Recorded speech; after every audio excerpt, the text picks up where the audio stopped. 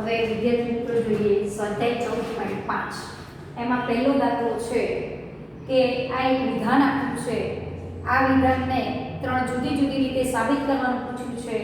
એક પ્રત્યક્ષની રીત છે, એક અનિષ્ટાપત્તિની રીત છે, એક સમાનાર્થી પ્રેરણની રીત છે અને એક પ્રતિ ઉદાહરણની રીત. એટલે આમાંથી તમને ગમે તે રીત પૂછી શકે. હવે આપણી પાસે સાબિતી આપવા માટેની આટલી રીતો છે. એક પ્રત્યક્ષની રીત, એક અનિષ્ટાપત્તિની રીત,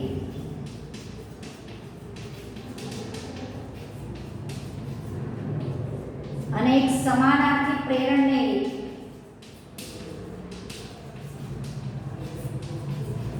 એક પ્રતિ ઉદાહરણની રીત.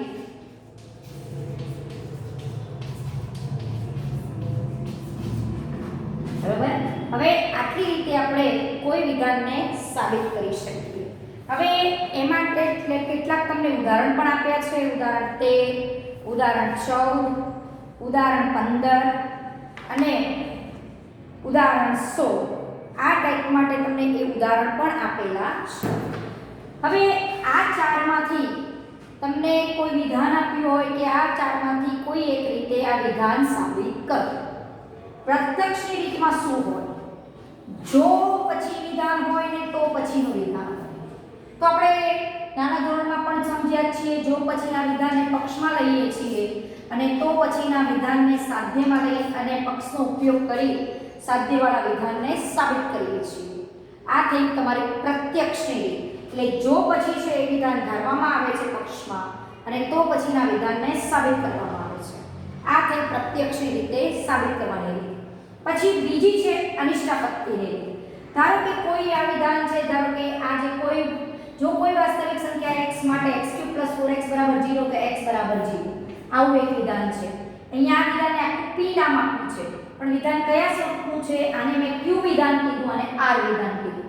તો q જો q તો r એ સ્વરૂપનું આ વિધાન છે. એટલે q પ્રેરણ r સ્વરૂપનું છે. જો q તો r આ સ્વરૂપનું આ વિધાન છે. તો પ્રત્યક્ષ રીતમાં કરવાનું શું હોય? જો પછીના વિધાનને ધારવાનું અને તો પછીના વિધાનને આપણે સાબિત કરવાનું હોય છે. એ પ્રત્યક્ષ રીત. હવે અનિષ્ટાપત્તિની રીતમાં કરવાનું શું? ધારો કે આ મારે સાબિત કરવું છે. જો x વાસ્તવિક કિંમત હોય એના માટે જો x³ + 4x = 0 હોય તો x = 0 આવું મારે સાબિત કરવું છે. પહેલી રીત તો જોઈ q ધારી અને r સાબિત કરવાનું. બીજી રીત અનિષ્ટાપત્તિની રીતમાં કરવાનું શું? ધારો કે મારે સાબિત કરવું છે આ વસ્તુ, આ વિધાન સાબિત કરવું છે. તો અનિષ્ટાપત્તિની રીત શું કહે છે? આ વિધાન ધારો કે ખોટું છે. ખોટું છે એનો મતલબ કે આ વિધાન અસત્ય છે એવું ધારવાનું. સત્ય નથી. અનિષ્ટાપત્તિની તમે શીખી ગયા છો. ધારો કે 10મા ધોરણમાં તમારે આવતું હતું કે √2s અસમય છે એવું સાબિત કરો. તો તમે શું ધારતા હતા? ધારો કે √2 સમય છે. જે સાબિત કરવાનું હોય એનાથી તમે વિરોધી ધારો છો અને સાબિતી આપતા આપતા જે તમે ધાર્યું છે એની સાથે વિરોધાભાસ આવે. માટે આપણી ધારણા ખોટી થાય અને એનાથી વિરોધી સાચું થાય. તો અહીંયા મારે q પ્રેરણા સત્ય છે એવું બતાવવું છે. તો ધારવાનું શું? ધારો કે સત્ય નથી. હવે આપણે પ્રેરણમાં જોયું હતું કે કોઈ બે વિધાનો હોય અને p પ્રેરણ q નું કોષ્ટક જોયું હતું કે આ બે વિધાનો માટે DFF થાય. બાકીના બધા જ સંજોગોમાં વિધાન સાચું થાય. ધારો કે p પ્રેરણ q હોય, p સત્ય હોય અને q અસત્ય હોય તો p પ્રેરણ q અસત્ય થાય. બાકીના સંજોગોમાં અસત્ય થતું નથી. તો મારે q પ્રેરણ r આ બીજી પદ્ધતિની રીતે જો સાબિત કરવું હોય તો એ ધારો કે સાચું નથી એવું ધારું. આ સાચું નથી એનો મતલબ કે q સાચું છે અને r અસત્ય છે. તો વિધાન સત્ય નથી એવું કહેવાય. આ સાચું હોવું જોઈએ, આ ખોટું. TFF થાય. એટલે q વિધાન t હોવું જોઈએ, r વિધાન અસત્ય હોવું જોઈએ. તો TFF થાય. બાકીના સંજોગોમાં પ્રેરણવાળું વિધાન ક્યારેય સત્ય થતું નથી. બાકીના આમાં જ અસત્ય થાય, બાકીના બધા જ સંજોગોમાં સત્ય થાય છે. એટલે આ સાબિતી આ રીતે આપીશું. સમાનાર્થી પ્રેરણમાં આપણે શું જોયું છે? ધારો કે p પ્રેરણ q હોય તેનો સમાનાર્થી એવું નીકળે એવું પ્રેરણ શું છે? નિષેધ q પ્રેરણ નિષેધ p. એનો મતલબ જો તમારું વિધાન જો p તો q સ્વરૂપનું હોય તો સમાનાર્થી પ્રેરણ શું થાય? જો નિષેધ q તો નિષેધ p સાબિત કરો તો સમાનાર્થી પ્રેરણની રીતે વિધાન સાબિત કર્યું કહેવાય. અને પ્રતિ ઉદાહરણની રીત એટલે આ વિધાન ખોટું છે એ માટે તમે ઉદાહરણ આપો અને સાબિત કરો એ પ્રતિ ઉદાહરણની રીત કહેવાય. એના માટે એક વિધાન આપેલું છે જેને આપણે એ રીતે સાબિત કરશું. પહેલા જોઈએ આ વિધાનની પ્રત્યક્ષની રીતે કઈ રીતે સાબિત થાય. આ વિધાન આપણને આપ્યું છે q પ્રેરણ r સ્વરૂપનું. આને હું કયું વિધાન કહું છું? q. જો q તો r. એટલે વિધાનનું સ્વરૂપ કયું છે? q પ્રેરણ r. આ સ્વરૂપનું છે. આ વિધાનને મેં q કીધું છે નાને r. કેમ? કારણ કે વિધાનને p નામ ઓલરેડી આપેલું છે એટલે p નો યુઝ ફરીથી કર્યો નથી. હવે આ પ્રત્યક્ષની રીતે આ સાબિત કરવું છે તો q લઈ લેવાનું અને r સાબિત કરવાનું. q માં શું છે? વાસ્તવિક સંખ્યા x માટે આ છે. વાસ્તવિક સંખ્યા x માટે આ ધારવાનું તમારે શું સાબિત કરવાનું? ધારો કે વાસ્તવિક સંખ્યા x માટે x³ + 4x = 0. આ તમે ધારી લો છો. આ સાબિત કરવું એનો મતલબ કે x = 0 સાબિત કરવું. હવે આમાંથી તમે x કોમન કાઢી શકો છો. એ શું હશે? x² + 4 = 0. આનો મતલબ શું? આ બે અવયવનો ગુણાકાર 0. ધેટ મીન્સ કે x = 0 કે x² + 4 = 0. બરાબર? હવે x² + 4 = 0 ક્યારેય શક્ય નથી. કેમ? કારણ કે ગમે તેવી કિંમત લઈશ x તરીકે ધન યા ઋણ એ ઓલવેઝ ગ્રેટર ધેન 0 થશે. ઇક્વલ ટુ પણ ન થાય. કારણ કે એમ x² ક્યારેય -4 થાય નહીં. એટલે -4 + 4 થાય તો જ આ કિંમત 0 થાય. હંમેશા તમે x ઋણ લેશો કે ધન લેશો x² + 4 ધન થાય. એટલે આ તો ધન છે કે ઇક્વલ ટુ 0 છે એ શક્ય નથી. એનો મતલબ કે આ સાચું છે. x² + 4 ઓલવેઝ ગ્રેટર ધેન 0 થાય. આ કેમ શક્ય નથી? એનું કારણ આ છે. માટે આ શક્ય નથી એનો મતલબ કે x = 0 આપણું સાબિત થયું. એટલે આપણે શું કર્યું? q પ્રેરણ r સાબિત કરવું હતું તો q પછીના વિધાનને ધારો છો અને r વિધાનને તમે અહીંયા સાબિત કરો છો. આ થઈ પ્રત્યક્ષની રીત. હવે બીજું પૂછ્યું છે અનિષ્ટાપત્તિની રીત. બીજી છે અનિષ્ટાપત્તિની રીત. પદ્ધતિ કો કે રીત કો. અનિષ્ટાપત્તિની રીત. અનિષ્ટાપત્તિની રીતે આ વિધાન સાબિત કરવું છે. અનિષ્ટાપત્તિની રીતે આ વિધાન સાબિત કરવા વિધાન કયું છે? q પ્રેરણા. જો q તો r એટલે q પ્રેરણ r સ્વરૂપનું વિધાન છે. આ મારે સાબિત કરવું છે. કઈ રીતે? અનિષ્ટાપત્તિની રીતે. તો ધારો કે આ વિધાન અસત્ય છે. અનિષ્ટ પદ્ધતિ એટલે શું? તમે એના સાથે કોન્ટ્રાડિક્શન જ કરો. જે સાબિત કરવું છે એના કરતા વિરોધી ધારો. તો મારે શું સાબિત કરવું છે? જો q તો r સાબિત કરવું છે તેનાથી વિરોધી ધારો. કે ધારો કે q પ્રેરણ r એ સત્ય નથી. સત્ય નથી એનો મતલબ કે અસત્ય છે. તો આ સત્ય ક્યારે થાય? આ t હોય ને આ f હોય તો જ આ વિધાન અસત્ય થાય. માટે q કેવું હોવું જોઈએ? સત્ય. અને r અસત્ય હોવું જોઈએ તો જ પ્રેરણ સાચું નથી એવું થાય. હવે આ બંને સાથે ચલાવીએ અને એકબીજા સાથે વિરોધાભાસ આવશે. માટે જે આપણે ધાર્યું છે ખોટું થશે. q માં શું લખ્યું છે? વાસ્તવિક સંખ્યા x માટે લખ્યું છે q માં x³ + 4x = 0 અને r અસત્ય એનો મતલબ કે x ≠ 0. r સત્ય હોવું એનો મતલબ કે નિષેધાર સત્ય હોવું. આનું નિષેધ શું થાય? x ≠ 0. હવે વાસ્તવિક સંખ્યા x માટે જો આવું હોય તો આમાંથી x કોમન કાઢો તો શું થાય? આ વસ્તુ બને અને x ≠ 0. આ બંનેનો ગુણાકાર 0 છે એનો મતલબ કે x² x = 0 કે x² + 4 = 0. પણ આ તો ક્યારેય 0 નહીં હોવાનો. x² + 4 ઓલવેઝ ગ્રેટર ધેન 0 થાય એટલે આ તો છે જ નહીં. આ શક્ય નથી. એનો મતલબ કે x = 0 અને x ≠ 0. જે આ પોતે જ બંને વિધાનો એકબીજા સાથે વિરોધાભાસ છે. આ શું કહે છે? x 0 અને આ શું કહે છે? x ≠ 0. એકબીજા સાથે વિરોધાભાસ છે. માટે આપણી ધારણા ખોટી છે. જે એકબીજા સાથે વિરોધાભાસ દર્શાવે છે. વિરોધાભાસ દર્શાવે છે. માટે આપણી ધારણા ખોટી છે. માટે આપણી ધારણા ખોટી છે. તો શું ખોટું થયું? q પ્રેરણા એ સત્ય નથી એ ખોટું થયું. માટે ક્યુ પ્રેરણ આર સત્ય છે એવું સાબિત થયું. ક્યુ પ્રેરણ આર સત્ય સાબિત થયું એનો મતલબ કે જો કોઈ વાસ્તવિક સંખ્યા x માટે x³ + 4x 0 હોય તો x બરાબર 0 થાય. આ સાચું સાબિત થઈ ગયું. કોની રીતે? અનિષ્ટાપત્તિની રીતે સાબિત કર્યું. કેવા? હવે આ જ વિધાનને કીધું છે કે સમાનાર્થી પ્રેરણની રીતે આ વિધાન સાબિત કરો. ત્રીજી રીત પૂછી છે સમાનાર્થી પ્રેરણની રીત. સમાનાર્થી પ્રેરણની રીત. એક ત્રીજી રીત આપણી પાસે છે સમાનાર્થી પ્રેરણની રીત.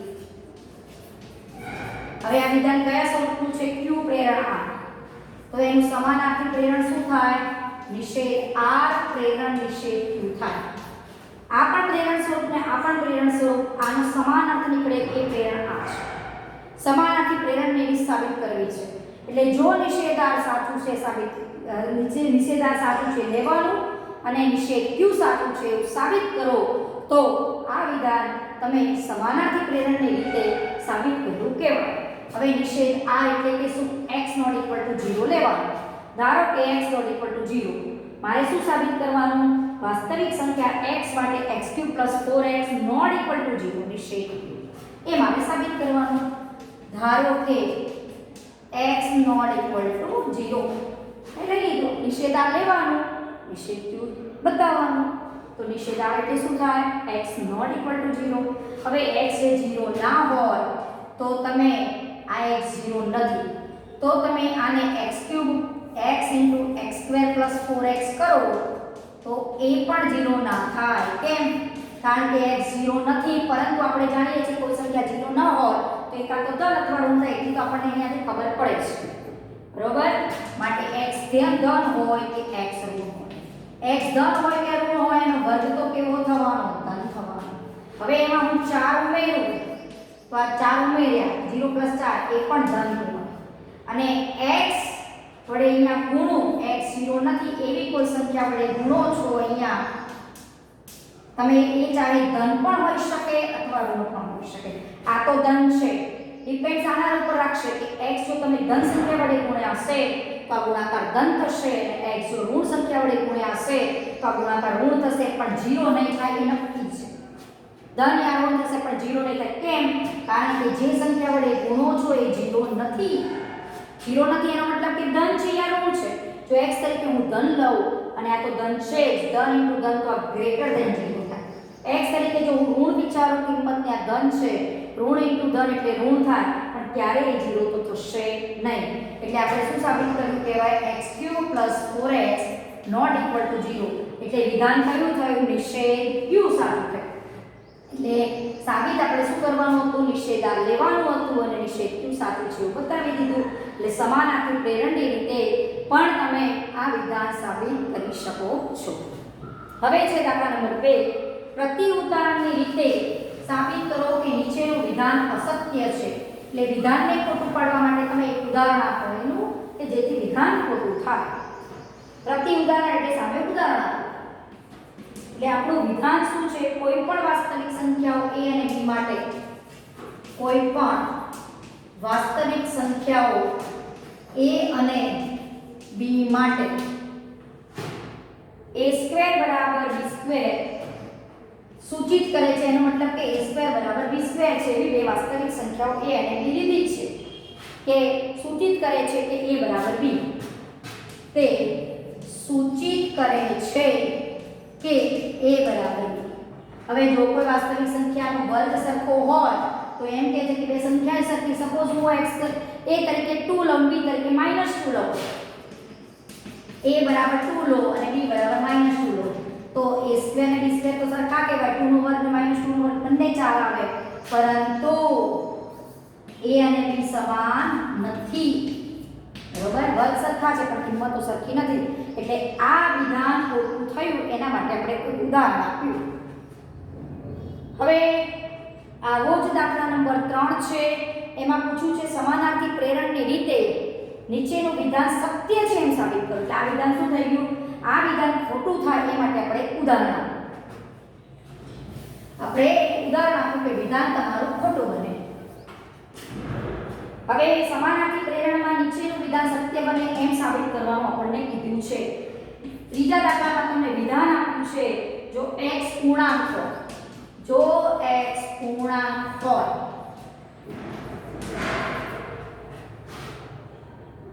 તથા x² યુગ્મ હોય, x² યુગ્મ હોય તો x પણ યુગ્મ છે, તો x પણ યુગ્મ છે આવું મારે સાબિત કરવું છે. એટલે આ જો પછીનું વિધાન અને આ તો પછીનું વિધાન. ધારો કે આને હું q કહું, q એટલે શું લઉં, x પૂર્ણાંક હોય તથા x² યુગ્મ હોય, આ હું q લઉં વિધાન અને આ વિધાન લઉં x યુગ્મ, તો પછીના વિધાનને હું r લઉં. હવે આ વિધાન કઈ રીતે સાબિત કરવું છે, સમાનાર્થી પ્રેરણની રીતે. સમાનાર્થી પ્રેરણની રીતે આ વિધાન સાબિત કરવું છે. આ વિધાનનું પોતાનું સ્વરૂપ કયું છે, q પ્રેરણા. તો આનું સમાનાર્થી પ્રેરણ શું થાય, નિષેધ r પ્રેરણ નિષેધ q, આનું સમાનાર્થી પ્રેરણ. એટલે હવે મારે સાબિત શું કરવાનું, જો નિષેધ r તો નિષેધ q, આવું મારે સાબિત કરવું. તો આ સમાનાર્થી પ્રેરણને લીધે આ વિધાન q પ્રેરણ r સાચું છે એવું સાબિત કર્યું કહેવાય. હવે નિષેધ r એટલે નિષેધ r ધારવાનો અને નિષેધ q સાબિત કરવાનો. ધારો કે નિષેધ r એટલે શું, x અયુગ્મ છે. ધારો કે મેં x શું ધાર્યું, નિષેધ r ધાર્યું એટલે કે x અયુગ્મ ધાર્યું. નિષેધ q સાબિત કરવું છે, એનો મતલબ શું થયો, x² અયુગ્મ છે એવું સાબિત કરવું. એટલે કે x² યુગ્મ નથી એનો મતલબ કે અયુગ્મ છે એવું સાબિત કરવું. હવે x અયુગ્મ છે એનો મતલબ કે કોઈ પણ સંખ્યા હોય, ધારો કે m કે ગમે તે પૂર્ણાંક સંખ્યા હોય, એને તમે 2 વડે ગુણો એટલે એ યુગ્મ થાય. યુગ્મમાં એક ઉમેરો અથવા તો એક ઓછો કરો તો પણ એક અયુગ્મ બની જાય. તો મેં શું અહીંયા ધાર્યું છે કે ધારો કે x અયુગ્મ છે તો x ને તમે આ રીતે લખી શકો, જ્યાં m એ કોઈ પૂર્ણાંક છે, ગમે તે પૂર્ણાંક છે, એને 2 વડે ગુણો અને એમાં એક ઉમેરો તો અયુગ્મ સંખ્યા બને. હવે આનો વર્ગ કરીએ તો શું થાય, આનો વર્ગ કરીએ આપણે, બરોબર, આનો વર્ગ કરીએ. આનો વર્ગ કરીએ તો શું આવે, 4m² + 4m + 1. આ પહેલા બે પદમાંથી 2 કોમન કાઢો, બરોબર, તો આપણને શું મળે છે, 2 કોમન કાઢો એટલે અહીંયા 2m મળે + 1. તો x² બરાબર શું મળે, 2 * સમથિંગ સંખ્યા, બરાબર. તો આ યુગ્મ, યુગ્મ વત્તા 1 તો શું થાય, અયુગ્મ. માટે x² એ અયુગ્મ છે. એટલે શું લીધું તો x અયુગ્મ સંખ્યા લીધી હતી, તો x² અયુગ્મ સાબિત કર્યું. એટલે નિષેધ r એટલે x અયુગ્મ લીધું હતું, નિષેધ q સાબિત કરવું તો એટલે કે x² અયુગ્મ સાબિત કરવું તો જે સાબિત થઈ ગયું. માટે આ વિધાન તમે સમાનાર્થી પ્રેરણની રીતે સાબિત કરવું કહેવાય. હવે છે દાખલા નંબર 4. ચોથા દાખલામાં આપણી પાસે છે પ્રતિ ઉદાહરણની રીતે નીચેના વિધાનો અસત્ય બને એવું લખો. જો ત્રિકોણના બધા જ ખૂણા ઓ ના માપ સમાન હોય તો તે ગુરુકોણ ત્રિકોણ છે, આ એક વિધાન છે. આ વિધાન અસત્ય થાય એમ સાબિત કરવું છે. તમને આપણને ખબર છે કે ત્રિકોણના બધા ખૂણા સરખા હોય તો 60 ના હોવા જોઈએ, કારણ કે ત્રિકોણના ત્રણેય ખૂણાના માપનો સરવાળો 180 થાય. માટે ધારો કે ત્રિકોણ ABC માટે વાત કરું તો બધા ખૂણા કેટલા હોવા જોઈએ, 60 અંશના. તો આ ત્રિકોણ તમારો સમાન ખૂણાવાળો થાય, ખૂણાઓના માપ સમાન છે એવું કહેવાય. હવે આપણને ખબર છે ગુરુકોણ ત્રિકોણની વ્યાખ્યા શું, કે કોઈ ત્રિકોણનો એક ખૂણો ગુરુકોણ હોય એટલે કે 90 થી મોટો હોય તો તેવા ત્રિકોણને ગુરુકોણ ત્રિકોણ કહેવાય. જે ત્રિકોણનો એક ખૂણો જો 90 નો હોય તો એને કાટકોણ ત્રિકોણ કહેવાય. જો ત્રિકોણના બધા જ ખૂણા લઘુકોણ હોય એટલે કે 90 થી નાના હોય તો એને લઘુકોણ ત્રિકોણ કહેવાય. બધા 90 થી નાના છે, 60. તો આ ત્રિકોણ ગુરુકોણ ત્રિકોણ કહેવાય નહીં. માટે ત્રિકોણ ABC એ લઘુકોણ ત્રિકોણ બને, માટે ત્રિકોણ ABC ગુરુકોણ ત્રિકોણ નથી. ગુરુકોણ ત્રિકોણ નથી, એટલે આ વિધાન ખોટું થાય એ માટે આપણે એક ઉદાહરણ આપ્યું. વિધાન તો શું કહે છે, જેના માપ સરખા હોય ત્રિકોણના ત્રણેય ખૂણાના, તો એમ કહે છે કે ત્રિકોણ એ ગુરુકોણ હોય, પણ વાસ્તવમાં ત્રિકોણ લઘુકોણ થાય, ગુરુકોણ થાય નહીં. એના માટે આપણે ઉદાહરણ આપી શકીએ. પછી છે આમાં જ બીજું વિધાન શું આપ્યું છે, દાખલા નંબર 4 માં બીજું વિધાન શું આવું આપેલું છે કે સમીકરણ x2 - 1 0, સમીકરણ x2 - 1 0, આ એક સમીકરણને 0 અને 2 ની વચ્ચે કોઈ બીજ નથી એમ કહે છે. આને 0 અને 2 ની વચ્ચે કોઈ બીજ નથી, આ વિધાન આવું કહે છે. પણ આના બીજ કયા એ તો આપણે નક્કી કરી શકીએ છીએ કે આના બીજ કયા, x ± -1, અને આના અવયવ પાડો તો પણ આના બે બીજ મળી જાય. આના બે બીજ કયા, x = 1 અને x = -1. પણ આ બીજ 0 અને 2 ની વચ્ચે નથી, પણ બનતો છે ને.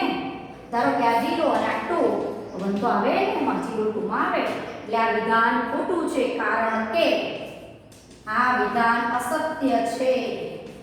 કારણ કે આનું એક બીજ જે છે 1 એ 0 2 માં આવે છે, કારણ કે x = 1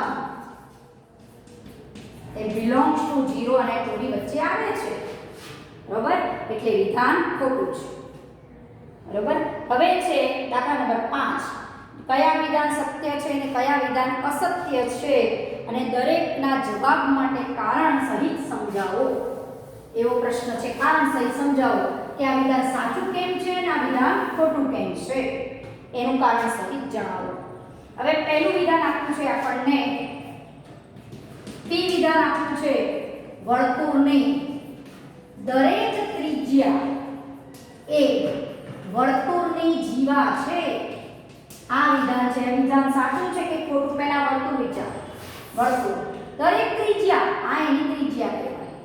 તો ત્રિજ્યા એ વર્તુળની જીવા ક્યાંથી હોય? વર્તુળની જીવા તો કોને કહેવાય કે જે એવો રેખાખંડ કે જેના બંને અંતે બિંદુઓ વર્તુળ ઉપર આવેલા હોય એને જીવા કહેવાય. તો વર્તુળની ત્રિજ્યા ક્યારે વર્તુળની જીવા હોવાની નહીં, કારણ કે વર્તુળની જીવાના બંને અંતે બિંદુ એ વર્તુળ પર હોવા જોઈએ. લખી દેવાનું કે આ વિધાન કેવું છે, અસત્ય. કારણ શું કે વર્તુળની જીવાના બંને અંત્ય બિંદુઓ વર્તુળ પર હોવા જોઈએ, જ્યારે વર્તુળની ત્રિજ્યા જે રેખાખંડ છે એમાં એક આ રેખાખંડ એક અંત્ય બિંદુ કેન્દ્ર પર હોય, એક અંત્ય બિંદુ વર્તુળ પર હોય, જ્યારે જીવાના બંને અંત્ય બિંદુ વર્તુળ પર હોવા જોઈએ. એટલે આ વિધાન અસત્ય છે. પછી Q વિધાન આપ્યું છે, બીજું વિધાન. આ પહેલું વિધાન આપ્યું. બીજું વિધાન આપણને આપ્યું છે કે વર્તુળનું કેન્દ્ર એ વર્તુળની દરેક જીવાને દુભાગે છે. વર્તુળનું કેન્દ્ર એ વર્તુળની દરેક જીવાને દુભાગે છે. હવે આ વસ્તુનું મીનિંગ સમજીએ. ધારો કે આ વર્તુળ છે, આ કેન્દ્ર છે. વર્તુળની આ સૌથી મોટી જીવા વ્યાસ કહેવાય, આપણને ખબર છે. તો આ કેન્દ્ર એ વર્તુળની જીવાને દુભાગે છે. બરોબર, દરેક જીવાને દુભાગે છે. ખાલી આ એક જ જીવાને દુભાગે છે. ધારો કે આમ જીવા હોય, આ કેન્દ્ર હોય, તો આ કેન્દ્ર એ વર્તુળની જીવાને દુભાગતો નથી. બરોબર, પણ આપણે એ ખબર છે કે આમાંથી લંબપાત દોરીએ એ વર્તુળના જીવાના બે સરખા ભાગ કરે છે, પણ આ કેન્દ્ર વર્તુળની જીવાને દુભાગતું કહેવાય નહીં. એટલે આ વિધાન કેવું છે, અસત્ય છે. વિધાન સત્ય ક્યારે થાય, જ્યારે જીવા એ વ્યાસ હોય ને, વર્તુળની જીવા જો વ્યાસ એ તેની જીવા હોય તો જ આ વિધાન સાચું થાય, નહીંતર સાચું થાય નહીં. તો લખવાનું આ વિધાન અસત્ય છે, કારણ કે વર્તુળની દરેક જીવા એ વર્તુળના કેન્દ્રને દુભાગી ન શકે. ખાલી વ્યાસ હોય ને જીવા વ્યાસ, તો જ એ દુભાગે. એટલે આ વિધાન અસત્ય છે. એનું કારણ એ રીતે લખજો. વર્તુળ એ ઉપવલયનું એક ખાસ ઉદાહરણ છે. વર્તુળ એ ઉપવલયનું ખાસ ઉદાહરણ છે. કારણ કે જો વર્તુળમાં શું હોય, ધારો કે આ વર્તુળ છે, આ બધી ત્રિજ્યા કહેવાય, અને ઉપવલયમાં શું હોય, આ ધારો કે a છે, આ b અંતર છે, આના અહીંયા a0 આના શિરોબિંદુઓ છે, અને આ 0 b અને આ 0 માઈનસ b. તો વર્તુળનું સમીકરણ તમે આ વર્તુળનું સમીકરણ કઈ રીતે લખો છો, આ રીતે લખો છો, જેનું કેન્દ્ર ઉગમ લીધું છે.